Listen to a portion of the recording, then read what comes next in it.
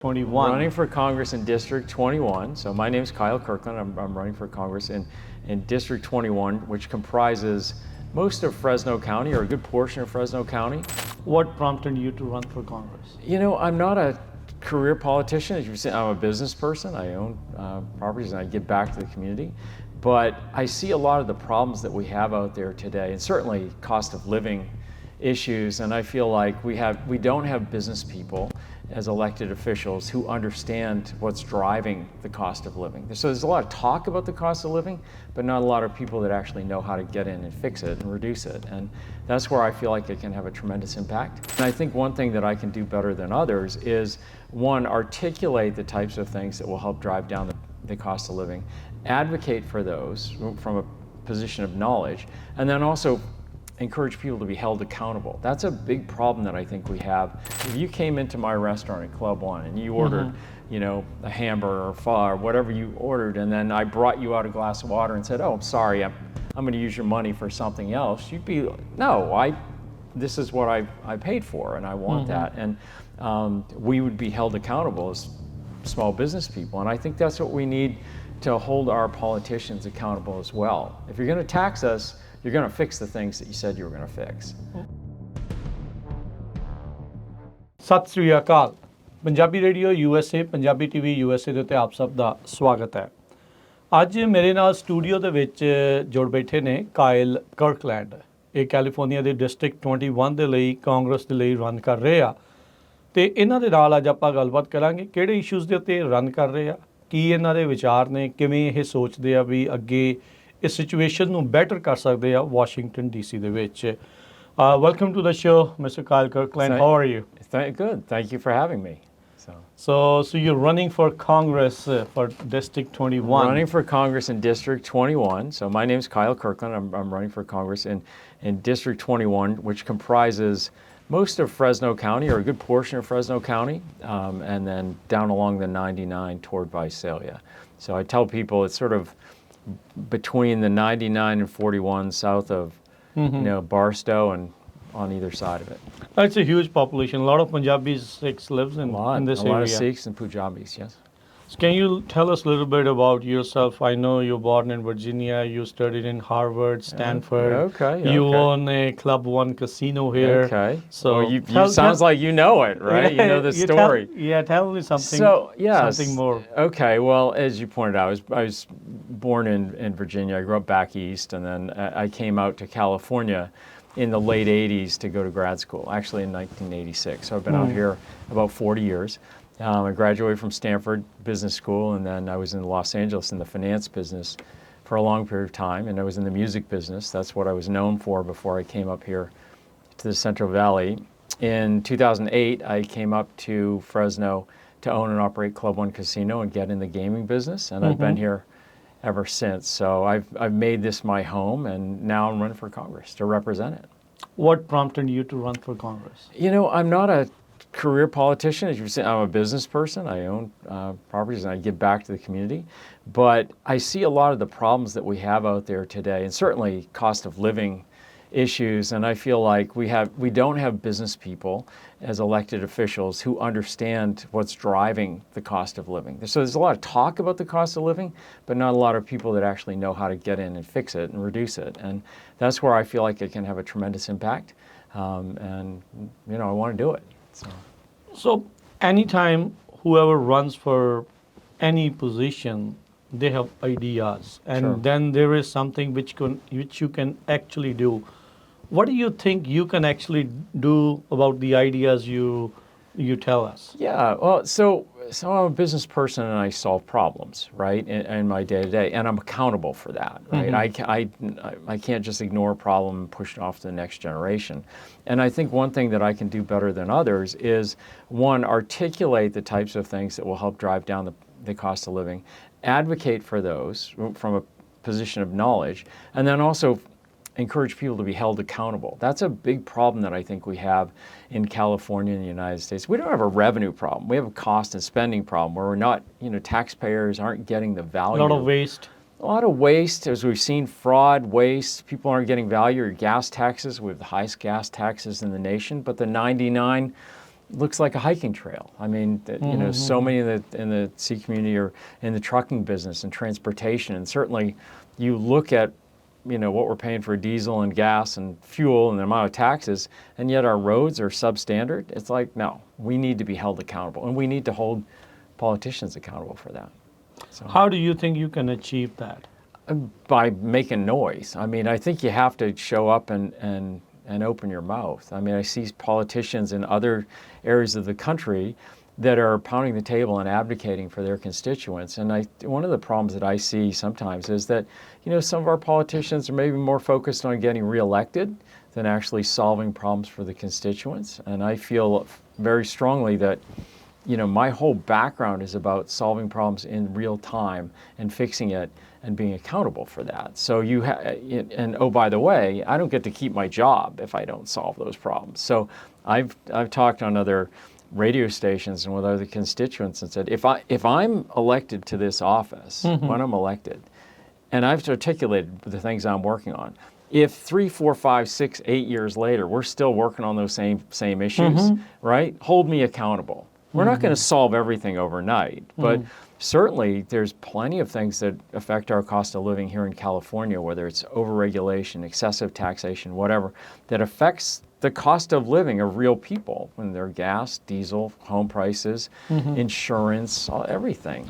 But like the state tax, it's a state tax issue. Like how, as a federal congressman, you can impact that? Right, but all politics is local, right? And if you know, it's my responsibility to be taking the platform, the pulpit, to like argue that we need to be getting state taxes down, or at the very least, being held accountable for, you know, if I'm paying the highest taxes in the nation, I should look and see the value in the roads, right? And if we're not doing that, if you came into my restaurant at Club One and you ordered, you know, a hamburger or pho or whatever you ordered, and then I brought you out a glass of water and said, "Oh, I'm sorry, I'm going to use your money for something else," you'd be, "No, this is what I paid for, and I want that." And we would be held accountable as small business people, and I think that's what we need to hold our politicians accountable as well. If you're going to tax us, you're going to fix the things that you said you were going to fix. So, and you talk about at the federal level, certainly when I meet with people and they know about the war in Iran and they know about the SAVE Act, or they know about, you know, Obamacare or other things that are issues in Congress, TSA and ICE and what have you, it still comes back to what's local. Most people think about the cost of living more so than they see those other issues out there. But when they think of the war in Iran, I was with the Sikh community last weekend, and one of the young people came up and was talking to me. He said, "Most people here are going to oppose the war in Iran." And I said, "Okay, give me more." He said, "Because of diesel." And I was like, "Oh, okay, I get it, right? Because there's so many small business people, truckers, you know, people that trucking, transportation, agriculture, and you realize how much of this comes back to being a local issue for people. And I think you have to be cognizant of that and to always be thinking, yeah, I'm in a national office, but my constituents are local, and what affects them is here." So do you think affordability is the main issue, number one? 100%. When my pockets are full, I don't care about other things. No. Is that more or less people think like that? No, I don't think, and I don't think it's just that it's, you know, people being selfish. What I think it is when you're really struggling to pay for things, right? When your gas or your energy prices are up, or you can't find a home, or you know, you're struggling to find a new place because your rent's going up, then it really affects everything in your life, right? And so it isn't just, well, people are just selfish and they're thinking about money. It's like, no, they're trying to survive, right? So first and foremost, you have to survive. And certainly having a little extra money in your pocket doesn't hurt when you're solving problems. What we've seen, just look at something as gas prices. When they go up, you know, $1, $2 a gallon, over the course of the month, that's another $500 for something, $600. That's real money. And those are after-tax dollars, right? So that you still have to pay your rent. You still have to make your car payment, right? You still have to, you know, pay for your insurance. Your mortgage, you have to right? do insurance. You've got everything like that. But now all of a sudden you've got another $600 that's taken out of your budget. And so people feel that, right? And they have to make choices away from something else. So I think that's where I can have the biggest impact. And even if I'm in there and I can actually articulate it and voice it properly for people. I see so many politicians talking about the cost of living, and as a business guy, I just shake my head. It's like that guy does not know what he's talking about with that. And as a business person, when I've seen problems, I don't fancy myself the expert all the time. As a business person, as a business leader, what else you can bring to the city? What else you can bring to your constituents? Do you plan to bring new businesses here? Like anything major we can assume? So what you can assume is, like, I've looked and talked with people about, okay, what do you need, right? Like if I were talking to the Sikh community, the Punjabi community, I was like, okay, what are the issues that are important for you? And it was so many of the small business people and developers and whatever, what they've articulated is, hey, fuel prices, infrastructure to help us with housing, clearing out regulatory red tape. Certainly anybody that operates a business in California feels like they're suffocated with regulation. So let's talk about something like housing. If we want to solve the housing crisis, we need to build more housing. But that involves us having better infrastructure to put the new houses on, whether it's better roads, better sewer, better water access, electrical access. And so those to me are more federal issues where I can be really driving that money here to the Central Valley.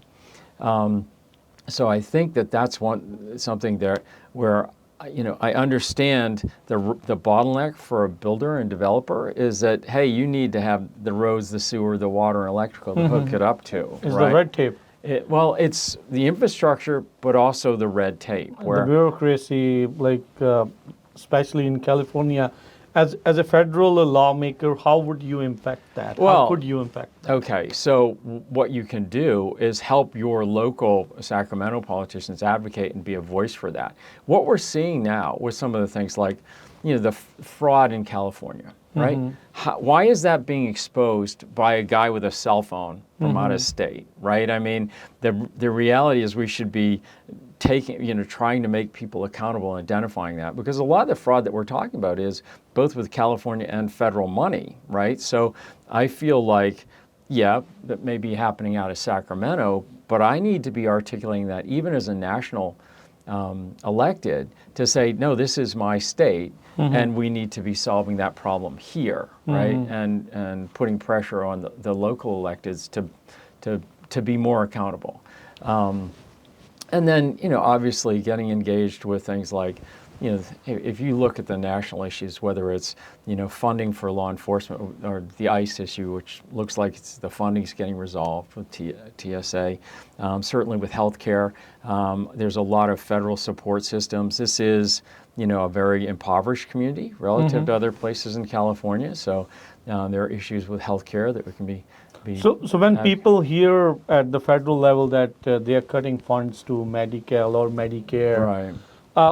How do they relate to that? Over there in Washington, D.C., they are saying that we are cutting because there is fraud and waste in there. But people are totally dependent on those things, especially for healthcare. You pitch that idea, you solve problems. Right. How can you go across the aisle to solve these things? Well, so one of the things, Raj, for me, in my life, I've always had to work with different people. I haven't been an elected official, so it's not, I just vote with the Republican Party or I just vote with the Democratic Party. I've had to work with all sorts of people. When you come into my business, I'm not looking to see who you voted for last time. I'm listening to what you're looking for from me as a business person, and even with what I've given back to the community, where we never look at people's political affiliations. I'm head of the California Gaming Association, which is statewide, and I get reelected every year because the folks on the board know that I'm a problem solver and know that I get in there and find common ground with people. I'm also chair of our local zoo. Tends to be a very different demographic, and they reelect me every year for the same reason. I think people look and say, that's someone that I can relate to. He can find common ground. He's not crazy, right? He'll listen and try to help solve problems. And I think that's the difference, right? You see a lot of. So you don't think political grandstanding is the solution? I think that's why I'm running. I don't like that at all. I don't like it when this side is arguing with this side and leaving out everybody in the middle, the right? center. And the problem is there's so many, the folks on the hard right or the folks on the hard left or whatever, that makes for better content on CNN or Fox or whatever, social media and everything. But there's so many people that I'm meeting out when I'm talking to them that just want the noise to stop and the problem solving to start, right? Because everybody talks about things and then they never fix them. And to me, when I look at, you talked about Medi-Cal and Medicaid, I feel like in the United States and in California, we don't have a revenue problem, we have a waste problem, and we have a spending problem. Like, I would like to make sure that everybody has, health care and has access to quality health care. But it's intolerable to me when I see the amount of fraud that goes through and that no one checks on it. Because ultimately, as a taxpayer, right, if I'm supporting programs and safety programs or whatever, I want to know my money's being used correctly and not just being redirected to someone that's shady or not a good operator, right? You talked about truckers, diesel prices, and all those things. As you know, there has been a lot of talk about the non-domiciled CDLs Right. over there. How do you see that issue, and do you see any resolution in there? The work permits are issued by the federal authorities. They can legally stay till their cases are decided by the immigration courts. The work permit authorizes them to work anywhere, but now it's become a political issue rather than a safety issue. Although they are saying that it's a safety issue, so how can you resolve that thing? Yeah. lot of families' livelihood depends on those. Yeah. So one of the things I see in politics, and I would encourage people when you're out there listening to things, start being aware of what's political grandstanding and what isn't. And we see too much of that today, and we see from both sides, to be honest. Exactly. When I look at I'm obviously not Sikh, right? But I've been to a number of events, and for me, what I'm seeing are, even though you have head covering or facial hair or whatever, we don't look the same.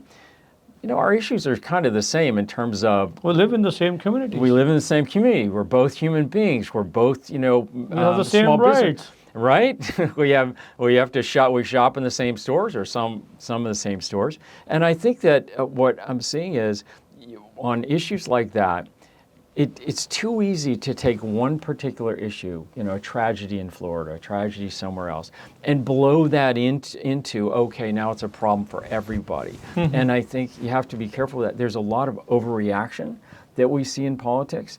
And as a business person, I have to be really careful not to overreact, because if I see a one-off situation, right, I want to say, is that a common situation? Is that an overarching situation? Or is this a one-off, An accident. and one-off accident? And I would say this, at Club One, we're the casino I own and operate, safety, cleanliness. You don't want to go somewhere that you don't feel safe. You don't want to go somewhere that's not clean. So let's say a car was broken into the parking lot, right? I wouldn't like it if someone took a picture of it, put it all over social media, said this happens every time you go there, when it was a one-off incident, right? So I try to look at things in the context of that incident, however tragic it was. Is that commonplace? Is that the norm, or is that one-off? And act accordingly, because when you're just reactive, people get hurt, as we've seen. You told earlier that it's more of a content thing now, like content thing, like for social media and those kind of things, that it becomes a political grandstanding. Yeah, after and that. I think it's so easy for people to latch onto that and get people inflamed, but that's not healthy for us. That's just a pendulum going back and forth. And also, too, you get people reacting to certain communities. Like, it's very easy, right, for someone to look and see our differences and say, oh, well, I'm just going to react to anyone that looks like him, right? When it isn't appropriate at all. Now, certainly if there is a trucker and he's, not licensed, he's not following the rules, maybe he's intoxicated, no tolerance for that, No because it's a tolerance. safety issue for everyone. Nobody's gonna say, okay, no, leave that guy. He needs to be out of the road. Right. He doesn't. We don't want that. Our families travel the same roads. Right, but it's also, it's not healthy to do your own profiling of that community and say, okay, well, they're all that way, right? And that's not me, and that's not what I do, and certainly I push back on things like that. Last time you ran for District 20, Right. So you came in fourth. How is going to be this year different from that? So I ran in district. You've done a little research, as I see. I ran in District 20 when it looked like Congressman Fong wasn't going to be able to run, and so I ran in that district. And that I actually live in that district, but most of my work and business and everything is in 21. I actually feel in 21 more connected with this community, maybe than the other community. District 20 is a huge district that goes down through Bakersfield, and they don't know me. In this community, people know who I am, what I've done here, both with, the casino, at the zoo, in the animal world, the things that I've done. It's where I work, live, the people I employ. I'm one of the largest taxpayers in town. Right. You have your own foundation for animal rescue. I have my own foundation. There's 30,000 animals I've helped in this community in the last 10 years. So when I'm walking around and our people are out there talking to people, it's not just, oh, I know that guy from Club One, but maybe they saw me in there, or I helped them with an animal, or they saw me at the zoo, or maybe they saw me out at the gym, or at the grocery store. Right. So it's a community I'm more connected to, and I also feel that the math works. When I look at Mike Omar, who was a good friend of the C community, when he ran last time, he lost by 10,000 votes.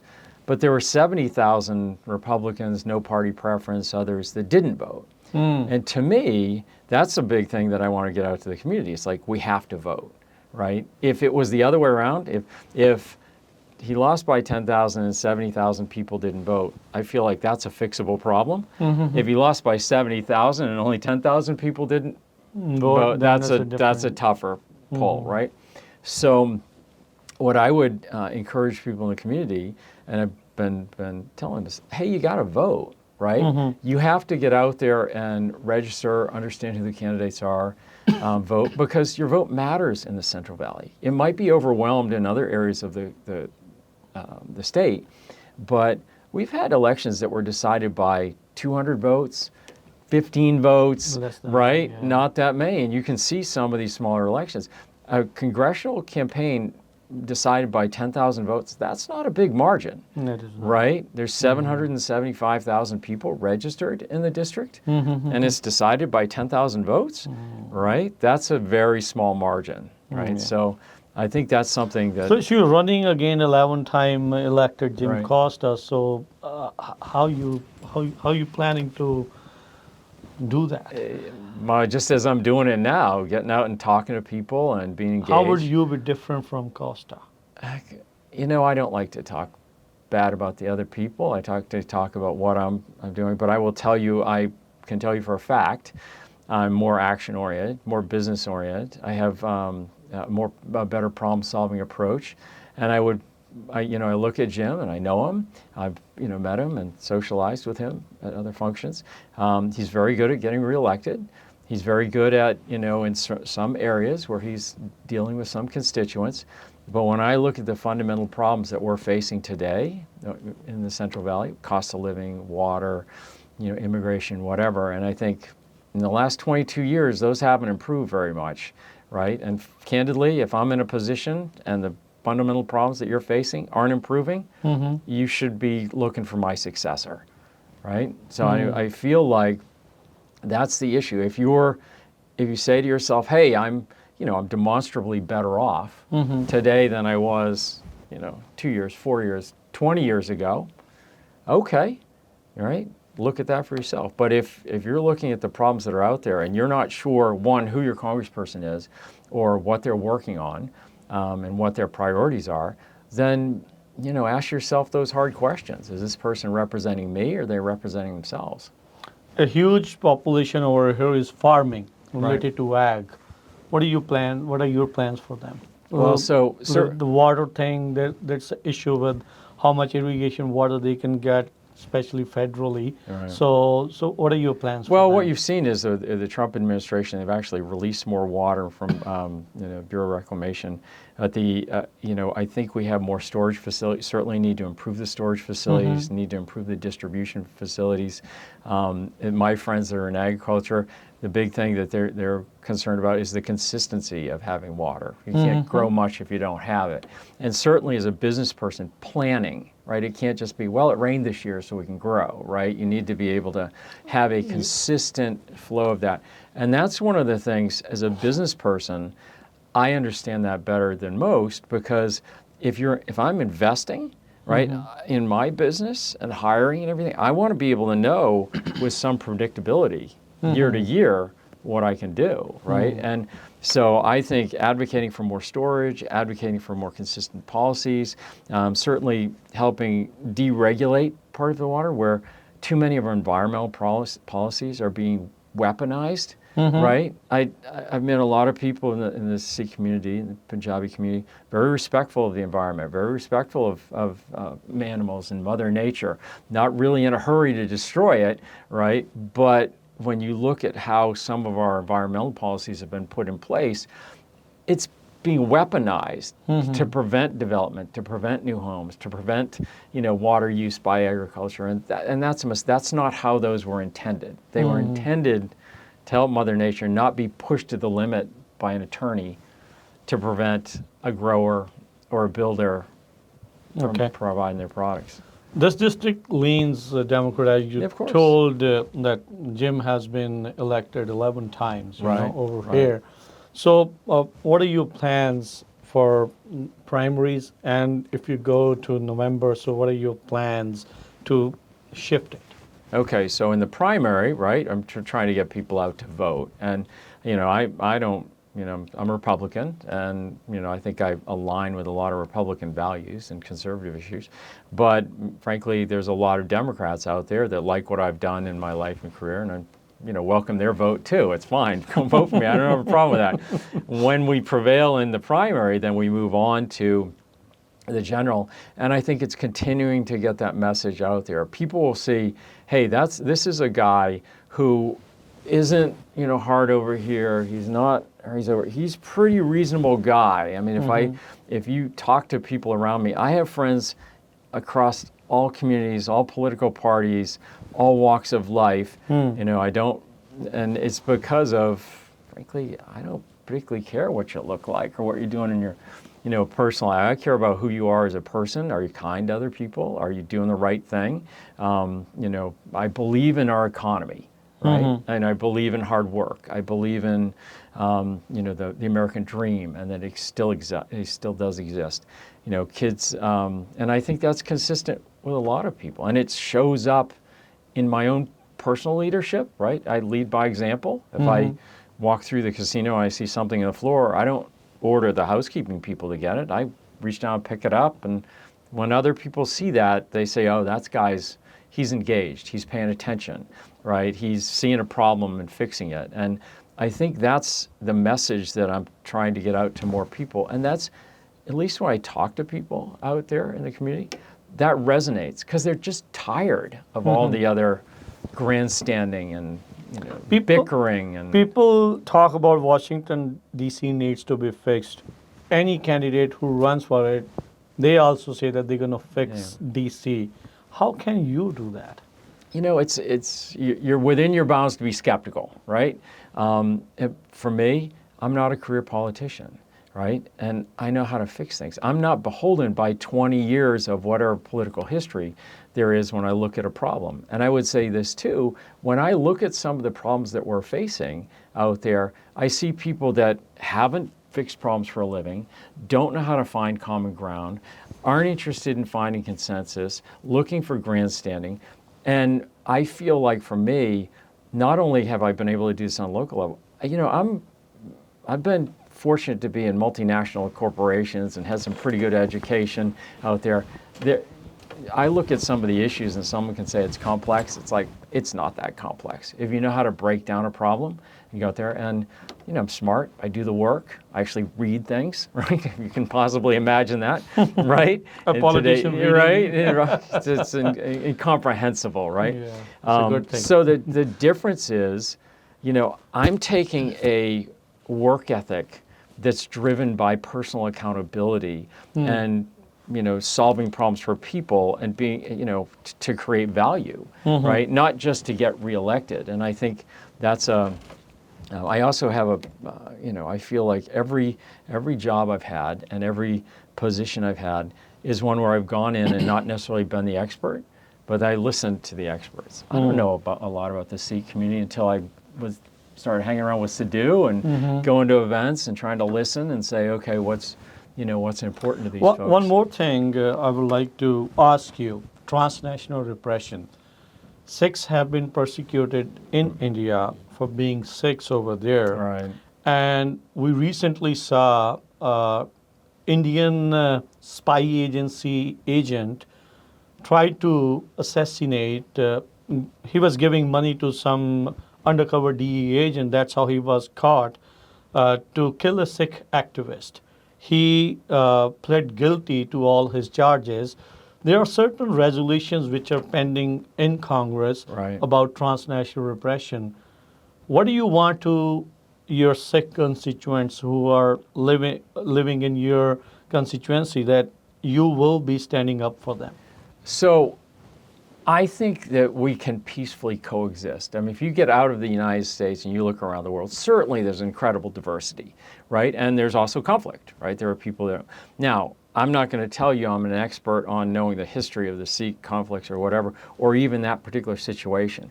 But I am vehemently opposed to people taking, action against other people just because of who they are and what they think they are, right? So anyone that's out there that knows me knows that I don't like violence against other people. I'm a law and order guy. I expect other people to follow the law. I have to. I'm licensed. I got to follow the rules and regulations.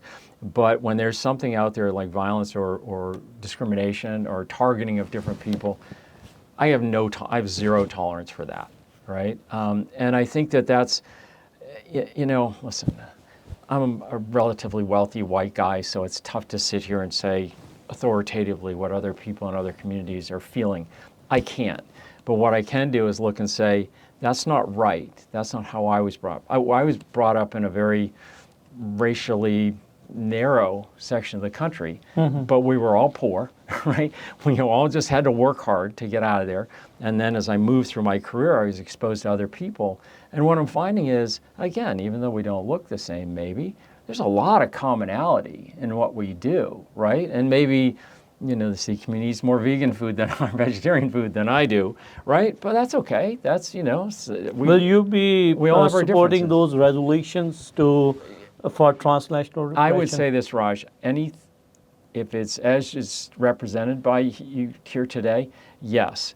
But I'm a guy that reads the contract before I sign it, right? So I would go and try to read it and understand what it is first and what we're trying to accomplish with that. And if it's as what you're saying, right, certainly that's consistent with my values, right? So without seeing a particular law resolution, that's I can't okay. say how I vote I just on. wanted to ask, Yeah. like our community wants to know whoever is going to represent them, will they be standing for us And or not? I think, yes, to answer your question, yes. But I represent the entirety of the Central Valley. And honestly, if it was I just did an interview on Hmong radio. If that was a conflict between Hmong community and somebody else in the Asian community, I'd say the same thing. So it isn't just indigenous to the Sikh community. It's like whoever it is, right? Anyways, TNR is transnational repression is bad. Other countries coming to your country, questioning your sovereignty, America's sovereignty, trying to kill a U.S. citizen. Right. Yeah, that's absolutely wrong. It's not tolerable. It's not. And I feel like a lot of what we're seeing today with social media really getting some people wound up. And I think as an elected official, you have to be cautious of that, right? Like, you can't just keep hyping people up, right? I mean, certainly you want to get people excited for your causes, but, there's a lot of people out there that need some boundaries. right? And and that doesn't mean everybody's always going to get along, but certainly when it degrades to the point that you're talking about, that doesn't work for anyone. And what are your plans for law and order? Like, we have seen the situation here in California, smash and grabs, a lot of looting.